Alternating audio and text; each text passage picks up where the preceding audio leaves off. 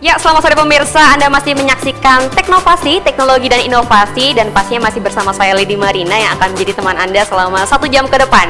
Tapi sekali lagi bahwa saya nggak sendirian di studionya SBO karena ada narasumber kita tercinta yang bakal mengkupas tuntas soal teknologi, dan juga pastinya ada komunitas dari ID Android Surabaya. Tepuk tangannya dulu dong. Ini nih bersemangat anak muda namanya ya.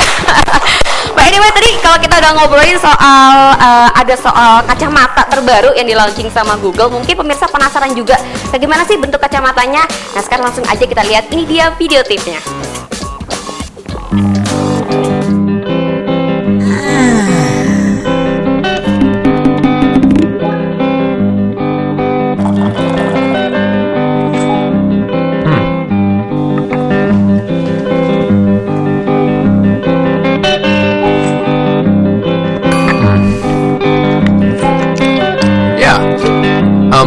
Meet me in front of Strand Books at 2.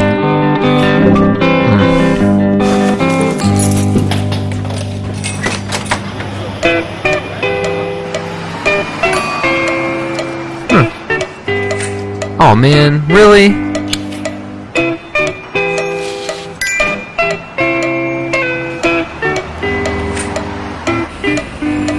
Hey there, guy. Hey there, little guy. Sweet. Remind me to buy tickets for Monsieur Gano tonight. Where's the music section?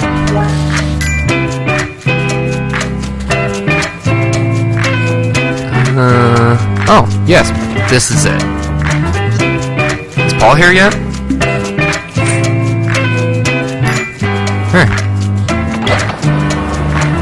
Hey, dude, how's it going? Want to go check out that new place I was telling you about? Sure. This truck's really good. Hey, just a second. Cool. Good to see you again. Thanks, man. Got a new place in Alphabet City. See you, dude. Whoa, cool. Take a photo of this. Share it to my circles. Oh, I'm running late. Music, stop.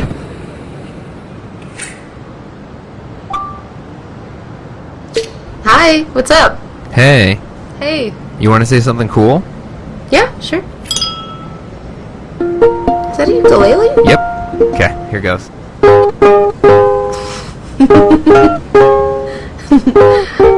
That's beautiful.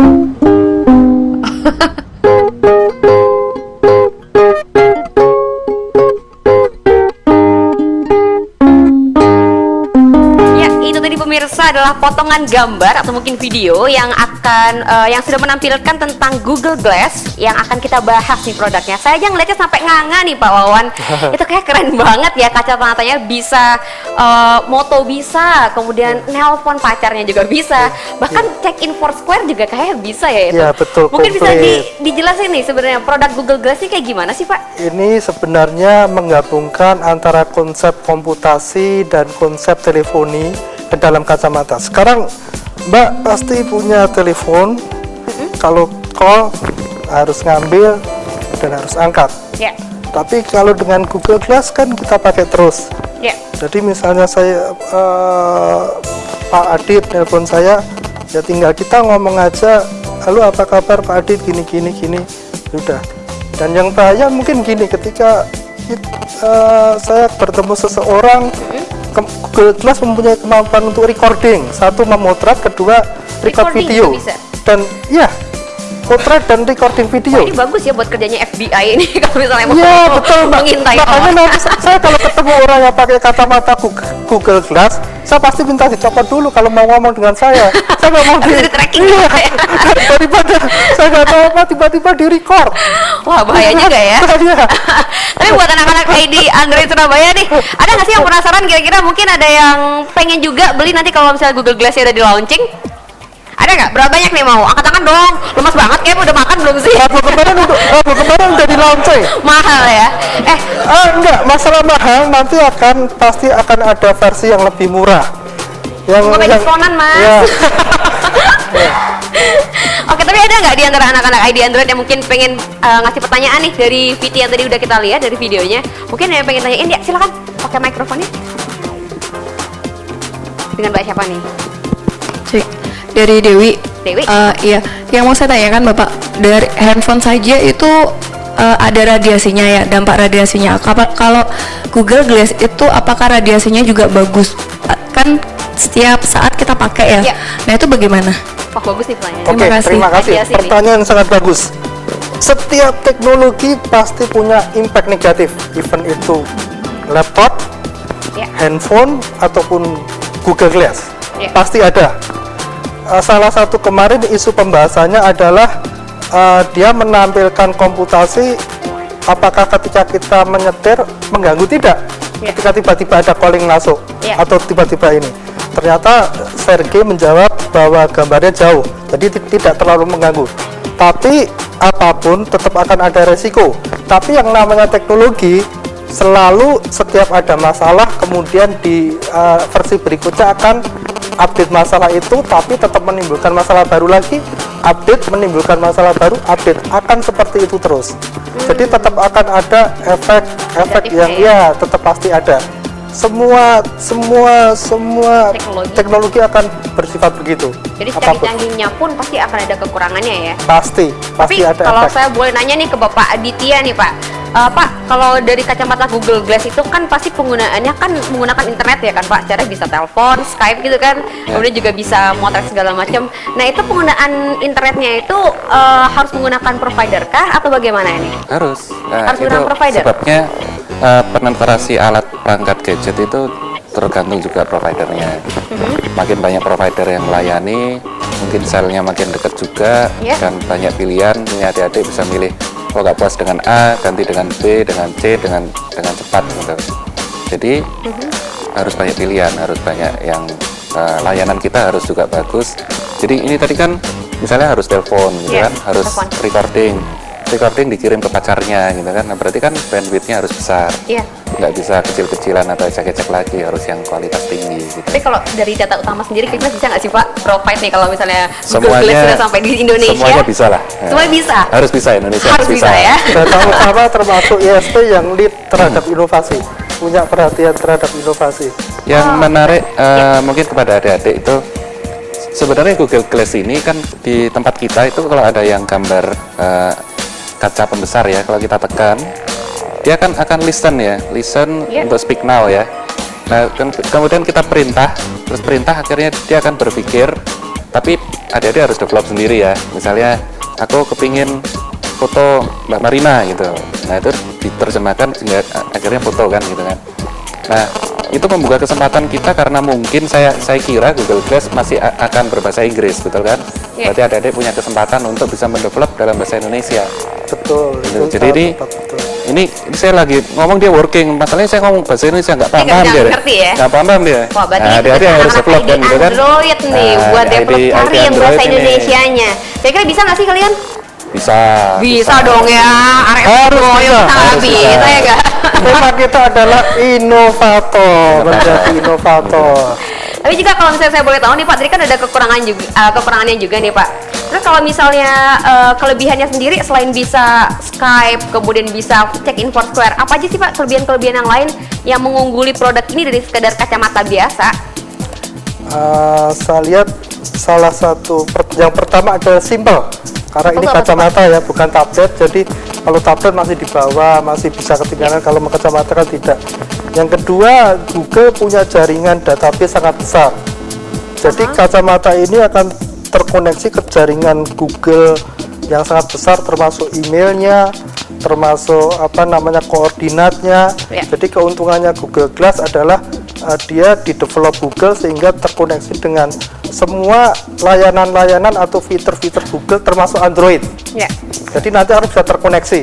Tapi kalau Google Glass nanti terkoneksi dengan misalnya produknya Apple atau Microsoft, saya belum tahu ya. Tapi kalau dengan Android pasti terkoneksi, pasti nanti kompatibel. Jadi memang tugas dari ini, dari teman-teman di Android nanti mendevelop Google Glass versi Indonesia mestinya. Wah, area Surabaya kudu bisa nih ya. Atau Surabaya, potret. Nah, Potret Surabaya. Tapi Pak, kalau misalnya saya boleh tahu, ini kacamata Google Glass sendiri ada batasan bandwidth-nya nggak sih? Kalau misalnya mau download sekalipun bisa nggak? Siapa tahu kan lagi dengerin lagu masih, wah ini lagunya keren nih, mau download, nggak usah pakai tablet lagi, tinggal klik aja kacamatanya. pasti. Bisa? Pasti, ya, pasti. Ada batasan bandwidth-nya tapi? Gimana tuh Pak? gini. Prodi? Oke. Mungkin ada batasan bandwidth-nya?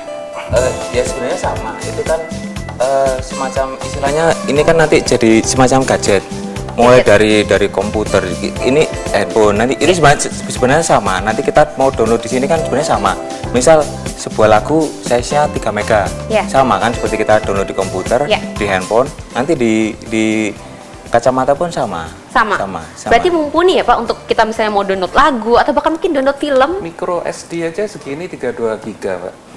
Masukkan sini slide. Itu teknologi micro SD aja sekarang sebenarnya itu teknologi lama. Itu nanti mungkin ada keluar baru bentuknya chip nggak tahu kecil, nanti posisinya ini kan sebenarnya masih prototype. Jadi masih project. Jadi Masih project. masih project. Jadi memang Google sebenarnya dia membuka peluang kepada developer dan sebenarnya kepada semua orang, pada teman-teman termasuk adik Android juga. Jadi mereka istilahnya membuat kita untuk mengembangkan bersama. Karena ini kan sebenarnya teknologi ini kalau dikembangkan sendiri nggak bakal bisa, Pak. Nggak bakal bisa ya. Coba tadi dilihat di Google One Day kan ada konser. Lihat konser dia langsung check in beli tiket. Berarti kan harus ada konektivitas juga. Jadi kerjasama dengan nantinya semua toko harus online. Semuanya nanti pihak lah ya. semua pihak nanti online. Jadi Harus kita nanti membantu. beli tiket, mau nonton bioskop atau apa, itu semua bisa pasti. Jadi gitu. mereka mengajak kita untuk mendevelop bersama. Karena mereka juga nggak bisa jalan sendiri gitu. Ya, oke deh kalau gitu.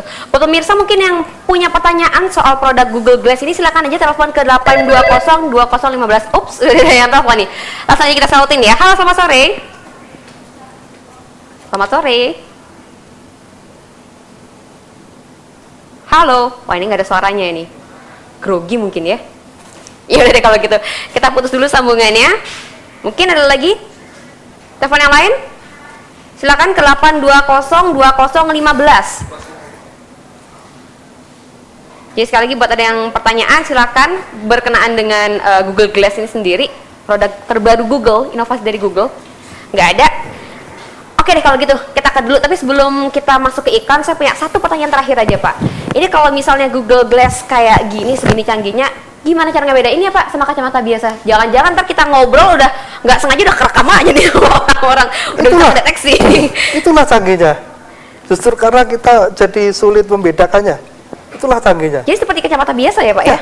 Beda-beda sama kacamata yang lain ya? Iya. Wah agak bahaya juga. Nanti saya kalau ketemu dengan orang yang pakai kacamata, suruh lepas dulu. Suruh lepas dulu. Kalau dia nggak kelihatan gimana? Bapaknya nih. Nggak ketahuan ketika dia, nggak ngeliat. Oh berarti ini kacamata beneran.